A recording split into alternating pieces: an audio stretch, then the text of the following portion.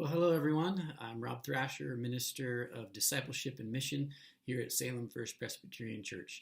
And I want to take a moment just to introduce you to a new series, videos that we're calling Mission Matters.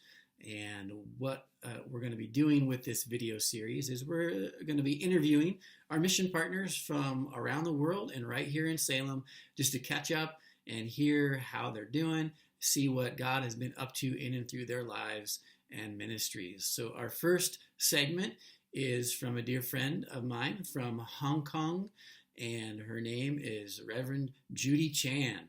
So let's have a listen. Hi, Judy. How are you doing today? Hi, Rob. I'm doing great. It's good to see you and that lovely background of Hong Kong. Thank you. This is the view of Victoria Peak. It's obviously not from my house, but I thought it would bring a little flavor of where I am and the beautiful skyline that we have here and can enjoy on a clear day like today. Very good, very good. Well, we are interviewing our mission partners, and you get to be our first interview, and it's just a delight to see you and to be able to hear your lovely voice and to hear all about what you're doing. So, first of all, for those that may not remember who you are, um, can you give a brief summary of what you've been up to in Hong Kong and what you do with PCUSA and other church organizations or other works that you do in Hong Kong? Sure. I've been in Hong Kong since 1994. So that means that I wasn't born here. I was born in the USA and grew up there in Mississippi. And then I came here to under the mission board to work at the Hong Kong Christian Council. And you know that 1994 was a few years before the big 1997. That was the year that Hong Kong stopped being a British colony and returned to the sovereignty of mainland China.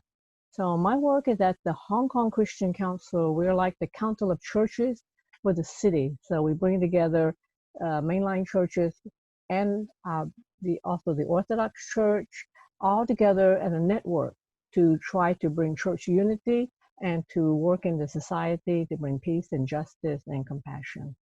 So my role is in the area of communications. I am a radio producer on RTHK, which is the government broadcasting station. We have religious broadcasting 6 days a week, and I take care of coordinating that among the ecumenical churches in Hong Kong.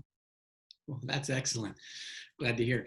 One of my first questions that I have for you is more of a personal question because we just like to catch up with you. So, how are you and your loved ones doing during this time of global pandemic? Well, we're all here. I've got one husband and 4 children. My husband, I'll tell you, he turned 60 last year, and he's a teacher. In Hong Kong, you have to retire at 60.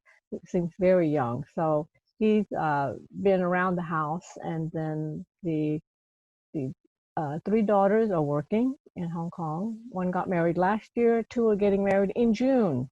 And then my son is in Taiwan in university.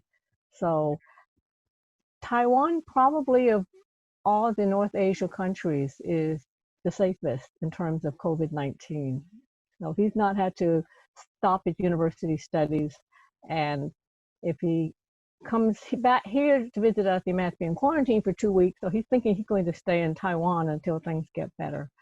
But in general, we have not had a lockdown here, such as in some places in the U.S. And we've had things, schools closed and sometimes working from home, a lot of social distancing, temperature taking, washing our hands, big group gatherings canceled.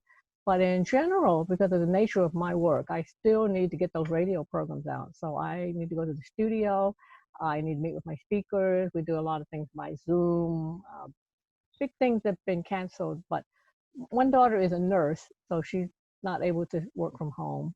One runs a tutorial center, and her business has been very much affected because the schools were closed. And another works in another kind of business, and she worked from home. So in general, we've all just tried to stay safe.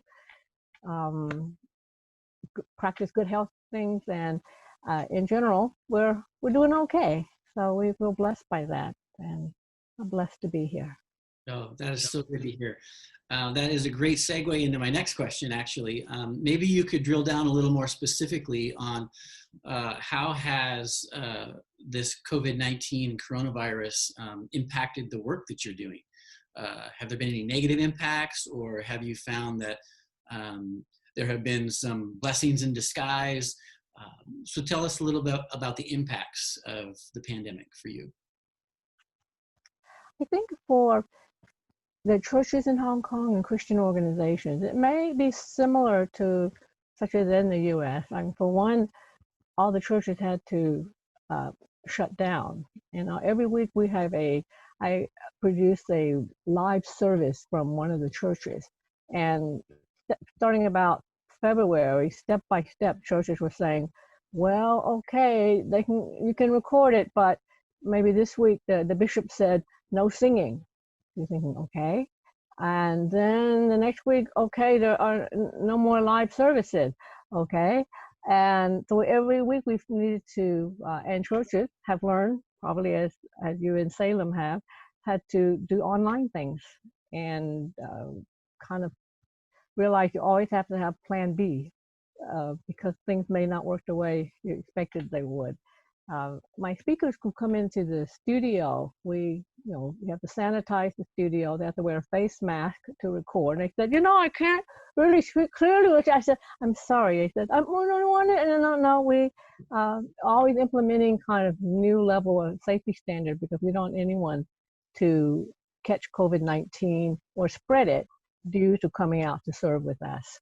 Mm-hmm. So we've been able to keep our radio programs on, which is been a blessing. Sometimes we just send files electronically, so the radio station doesn't have to actually do pickup and delivery. Mm-hmm. In terms of the council, we have lots of big meetings, and we have not been having lots of big meetings. If you look at our report, it'll say, and that meeting was scheduled and it's been postponed. This same as with you. So many things just canceled, and I guess like a lot of places, it made you realize, what's the essentials here? What can I think first it starts with worship.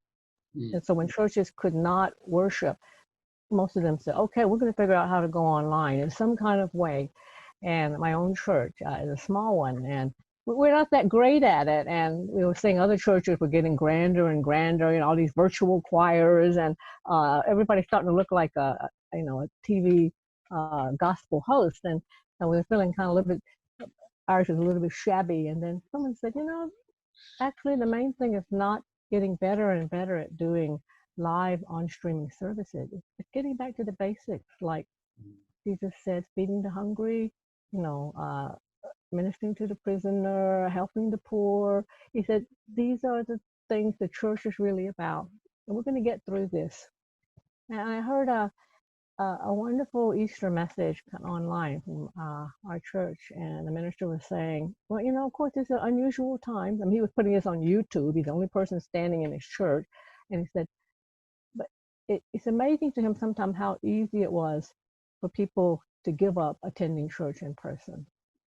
He said, we thought, oh, okay, got to go to work. This is really essential. Oh, that restaurant is closed. Oh, got to go to the gym. But church, well, okay. We can kind of sit at home and we'll talk on Zoom. We'll watch the YouTube. And he said, it's really not about us. Church is not about us. And, Easter especially, we need to remember the sacrifice Jesus made to bring the church into being. Mm. And so in many ways, we say, oh, this is a resurrection time. We celebrate. He said, we're still at the cross.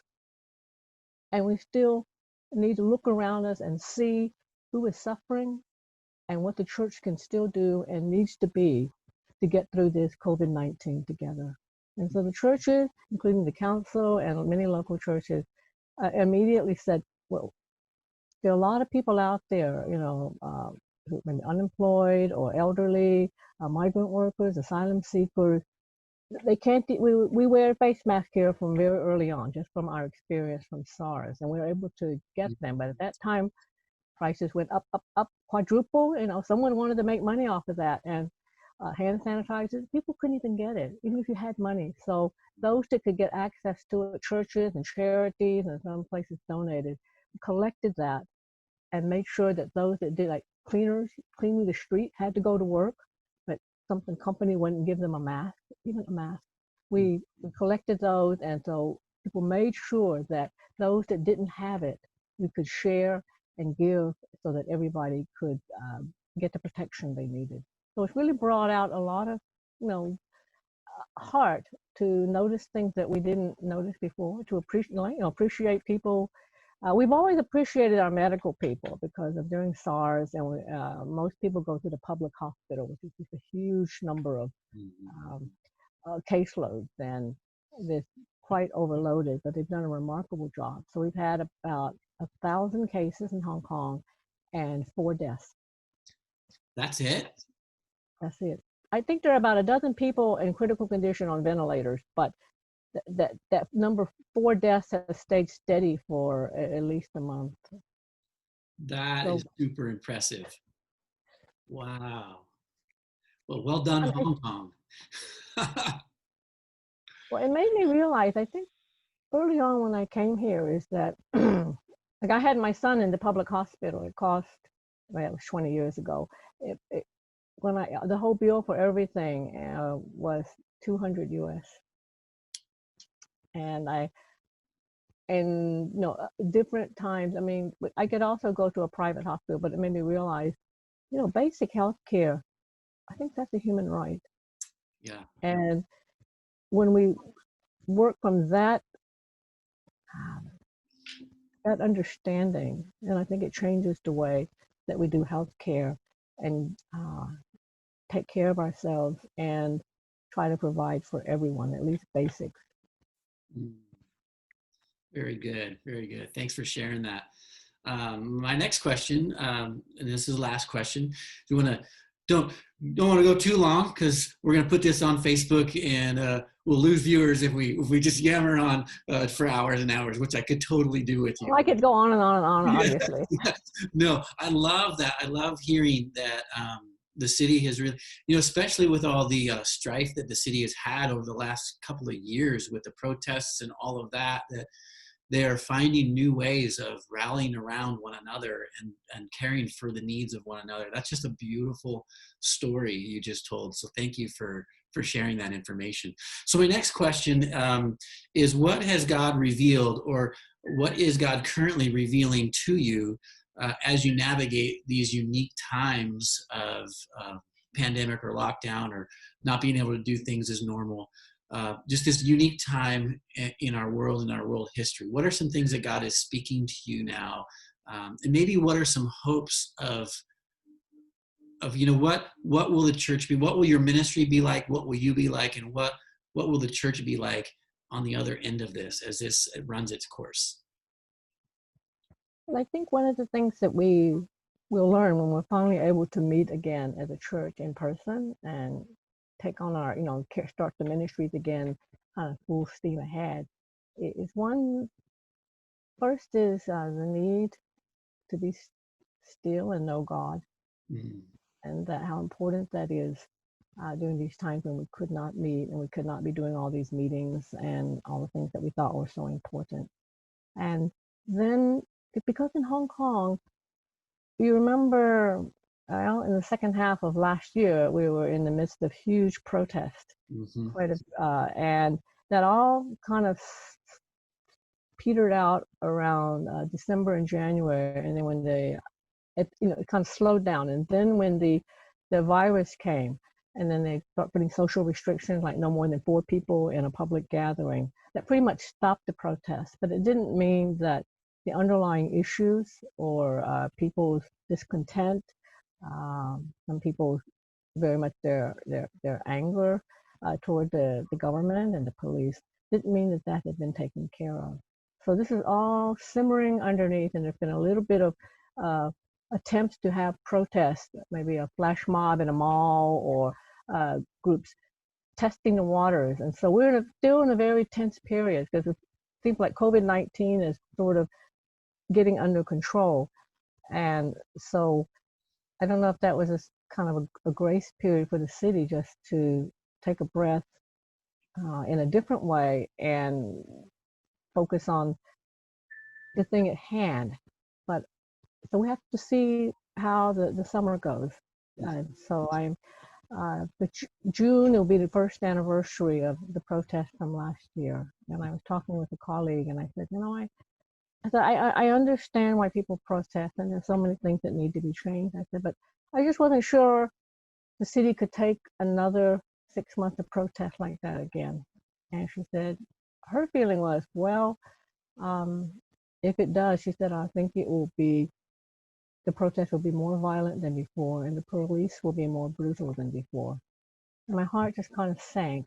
And so that's my prayer, is that somehow we have learned something from those past 6 months during protest, not only maybe how to be smarter tactics to outdo the other side, but somehow can we come together and find a different way and a better way and a sustainable way to make changes in the city for the people and to try to bring some reconciliation.